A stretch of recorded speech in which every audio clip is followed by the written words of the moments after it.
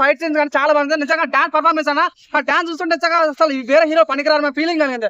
ఆ డాన్స్ కానీ ఆ మ్యూజిక్ కానీ ఆ మార్క్ కానీ నిజంగా చాలా చాలా బాగుంది. నిజంగా మంచి మూవీ అండి నిజంగా. రామ్ పోతినేనిలో ఎలా కొట్టాడు మన నిజంగా మంచి నాకు ఫీల్ గుడ్ మూవీ అనిపిస్తుంది. అందుకోసం మంచి టూటాన్ని మనస్ఫూర్తి కోరుకుంటున్నాను.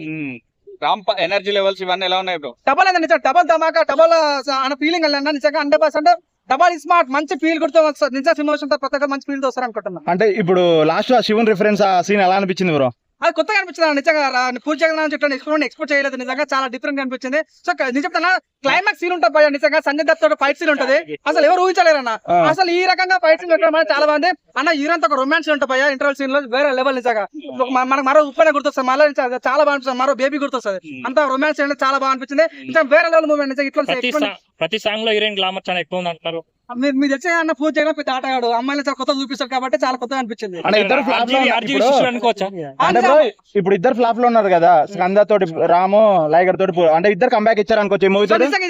ఇది చాలా కొత్త అనిపించింది. డైరెక్టర్ తన మార్క్ చూపించుకున్నాడు. హీరో కూడా తన పర్ఫార్మెన్స్ హై లెవెల్ అయిపోయింది అనమాట. సో తన కసి తన మీద కోపం అన్ని ఉన్నది అది సినిమా చూపించారన్న.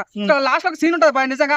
నిజంగా రామ్ పోతినేని మనకి ఏ సినిమాలో ఏడిపించే ఛాన్స్ ఉండదు. ఈ సినిమాలో రామ్ పోతినేని ఏడిపించాడు భయ నిజంగా. చాలా అంటే చాలా కొత్త అనిపించింది. క్లైమాక్స్ సీన్ కానీ ఇంటర్వల్ రొమాన్స్ సీన్ కానీ సాంగ్స్ కానీ ఆ డాన్స్ పర్ఫార్మెన్స్ సినిమాకి చాలా ప్రెస్టీజ్ అయ్యాను.